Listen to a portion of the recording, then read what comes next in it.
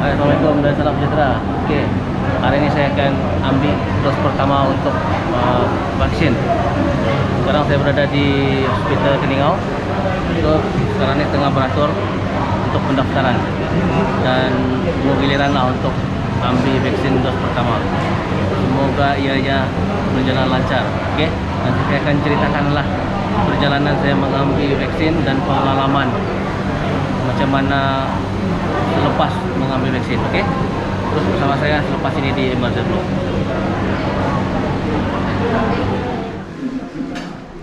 So inilah masanya yang dinanti-nantikan.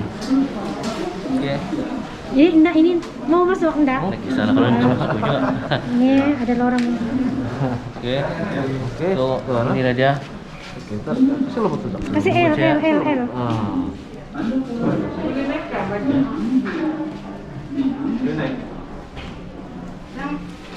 So selesai untuk dos pertama. Selesai sudah. So pada kamu yang belum lagi ambil vaksin ni, so jangan kasih lama daftar, cepat-cepat di mana-mana saja. Okey, selaginya percuma. Alright, saya akan ceritakanlah selepas mengambil vaksin ini. Jumpa selepas ini. Alright, selesai sudah untuk sesi berehat. Okey, buat masa ni okey lah. Saya dah apa kesan sampingan yang terdekat dan akan ada lagi dos kedua nanti selepas 21 hari begitu. So di tempat yang sama, Hospital Keningau. Sekarang ni tengah tunggu giliran. Semua orang akan ambil ni sebagai kenang-kenangan, ambil gambar tu. Dan sebentar lagi saya akan ambil gambar. Alright. Hai, Assalamualaikum dan salam sejahtera semua. Okey, sekali lagi bersama saya di MRZ Blog untuk sesi review. Okey, ini adalah selepas 8 jam lah saya mengambil vaksin. Okey, selepas 8 jam.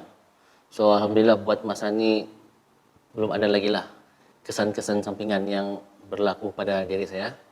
Seperti demam, pening, loya-loya dan sebagainya, belum ada. Tapi walau bagaimanapun sebenarnya itu bergantung kepada diri masing-masing lah. Sebab ada di kalangan mereka yang selepas mengambil vaksin ini sebenarnya memang ada lah yang berlaku demam, pening, kan, muntah pun ada, loya-loya. Tapi walaupun itu sebenarnya perkara biasa. Okay? Itu adalah tindak balas yang normal sebenarnya selepas menerima vaksin. Dan kerana sebab itulah selepas anda menerima vaksin tu anda direhatkan 15 hingga 30 minit di satu ruangan tu. Anda kena duduk senalas. Okey. Duduk rehat. Tujuannya adalah untuk mereka memberi perhatian kepada anda lah. Takut kalau anda mengalami masalah yang paling cepat itulah loya-loya, pening dan muntah sebagainya. Dan anda kena berehat di situlah. Dan selepas itu kalau tidak ada tanda-tanda yang begitu, okey, anda boleh pulang. Dan walau bagaimanapun sebenarnya tadi selepas divaksin tu, selepas rehat itu dalam 15 minit begitu, bila balik rumah sebagai langkah berjaga-jaga saya sebenarnya mengambil Panadol. Okey, itu pun mereka nasihatkanlah sebaik-baiknya ambillah Panadol terus. Jangan tunggu lagi macam bila sudah rasa mau demam, tidak sedap badan tu baru ambil Panadol. Tapi terus ambil sebenarnya. Sebaik-baiknya begitulah. Tujuannya itu adalah untuk mengelak anda daripada inilah macam sakit dan sebagainya kan. Itu persediaan awal sebenarnya. So nanti esok saya akan reviewkan juga kepada anda selepas 24 jam saya menerima vaksin dan saya akan ceritakanlah bagaimana keadaan saya. Semoga saya sihat esok. Okey. Dan untuk makluman anda, saya menerima vaksin jenis Sinovac. Okey. Dan sebenarnya ada jugalah di antara mereka tu yang menerima vaksin Pfizer. Dan saya sendiri menerima Sinovac. Itu bergantung kepada masing-masing punya penilaian itu. Mungkin ada dorang punya tahap, kan? Dorang punya penilaian tahap kesihatan tu. Vaksin apa yang anda patut terima. Itu mereka punya bahagian lah. Yang penting kita terima vaksin kan. Dan alhamdulillah sebenarnya hari ini lebih kurang 200 orang yang menerima vaksin. Dan sebenarnya sambutan itu sebenarnya memang sangat-sangat menggalakkan. Okay? Kalau dilihat Dan sebenarnya ramai lagi yang ingin mengambil lah untuk program vaksin ni. Dan orang kata pendaftaran tu sentiasa penuh. Kan? Sentiasa orang-orang di luar sebenarnya sentiasa mengambil peluang. Okey, mengambil peluang kemasan ini. Dan memang berebut-rebut lah sebenarnya. Sehingga kan satu hari tu mereka hanya mampu menerima 200 orang. Kalau di tempat ni lah yang saya terima ni di Hospital Keningau sebenarnya. So terhad sebenarnya sebab mungkin itulah keadaan mungkin tempat di tempat pusat vaksin tu mungkin tidak boleh menampung begitu ramai. So bayangkan dia punya sambutan tu kan. So pada anda yang mungkin di luar yang sedang berkira-kira berfikir-fikir mau ambil ke tidak kan, saya nasihatkan cepat-cepatlah, okey, daftar. Kalau boleh daftar yang secara manual kan. Kalau macam anda di kampung tu, dia boleh daftar di bawah JPKK. Okey, JPKK itu akan pungut nama-nama anda untuk dihantar ke pusat pendaftaran vaksin di dalam daerah tersebutlah. So sebenarnya itu lagi cepat kan. Kalau anda menggunakan MySejahtera ni sebenarnya boleh tapi agak lambat sedikit. Tapi itu bergantunglah anda mau guna yang mana. Ada lagi cara-cara sebenarnya untuk daftar lain melalui laman web pusat vaksin tu. Anda boleh semak di laman web Kementerian Kesihatan Malaysia. Sana pun boleh daftar. Tapi yang bagi saya kalau anda ingin cepat sebenarnya itulah melalui JPKK di kampung anda. Okey, mereka akan pungut nama. Dia tidak lama sebenarnya. Kurang 1 minggu mesti dapat. So jangan lepaskan peluang ni guys. Kan? Tapi kalau bagi anda yang tidak mengambil itu tidak mengapalah, itu tiada paksaan untuk anda. Tapi kita fikir yang terbaik sebenarnya, kan? Kita fikir yang terbaik untuk melindungi diri kita dan orang di sekeliling anda, terutama yang keluarga lah. So itu yang terbaik lah untuk kita. Dan jangan lupa esok kita jumpa lagi untuk review saya selepas 24 jam. Okey, bagaimana keadaannya? Sampai jumpa lagi untuk esok. Assalamualaikum dan salam sejahtera. Bye. Hai, Assalamualaikum dan salam sejahtera semua. Sekali lagi bersama saya di MRZ Blog untuk review selepas 24 jam saya menerima vaksin Sinovac. Okey, alhamdulillah buat masa ni tidak ada apa-apa kesan, okey, seperti demam, pening, loya dan sebagainya. So, alhamdulillah lah. Dan walau bagaimanapun seperti apa yang saya katakan semalam, ianya bergantung kepada keadaan seseorang. Okay? Ada yang di antara mereka mungkin akan mengalami kesan-kesan tersebut.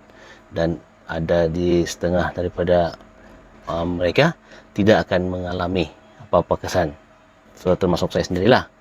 So itu bergantung dengan keadaan anda lah. Kan?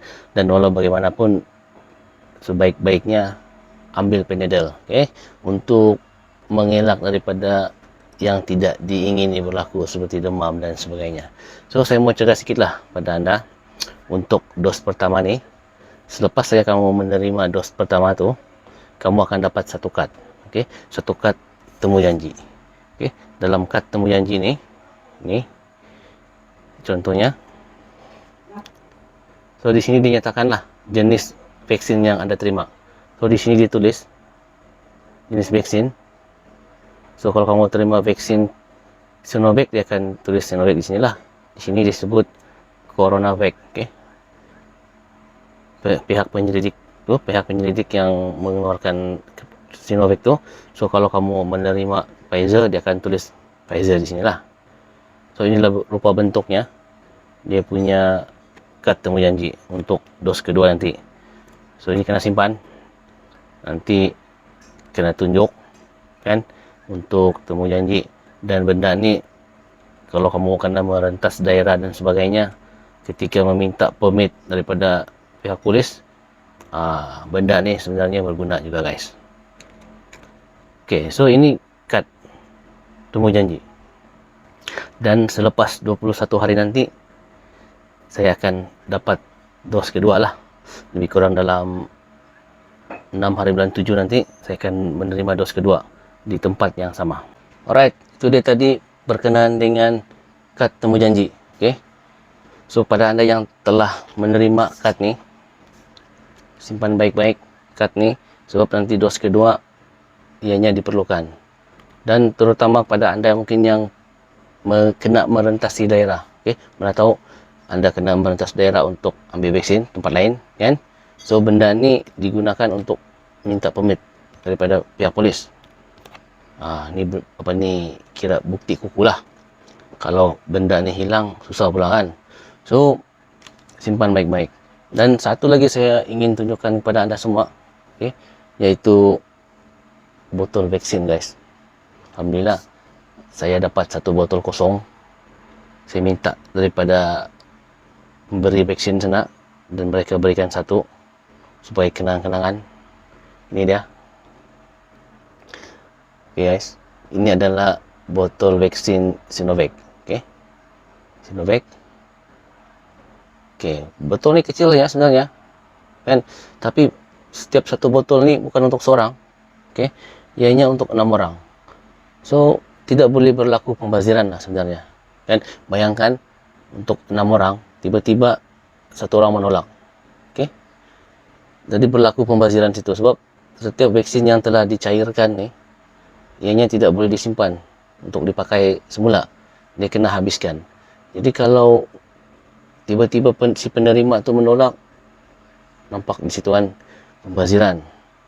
So pada anda yang telah menerima apa ni, panggilan, pengesahan, temu janji untuk ambil vaksin, janganlah tiba-tiba last minute anda tolak. Okey, jangan tolak, sayang guys. Diorang kena buang, pembaziran. So bayangkan ada orang yang betul-betul mau terima vaksin tapi tidak dapat, okey, tidak dapat menerima, mungkin itulah kena tunggu giliran kan. So anda yang dapat tapi anda tolak, nampak di situ kan macam tidak adil lah kan. So sebaik-baiknya jangan menolak guys, okey.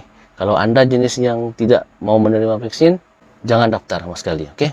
Tapi bagi saya kan, kita terimalah vaksin ini, okey, tidak kiralah jenis apapun, banyak kebaikannya, okey, untuk melindungi diri kita, melindungi keluarga kita, orang-orang di sekeliling kita, okey.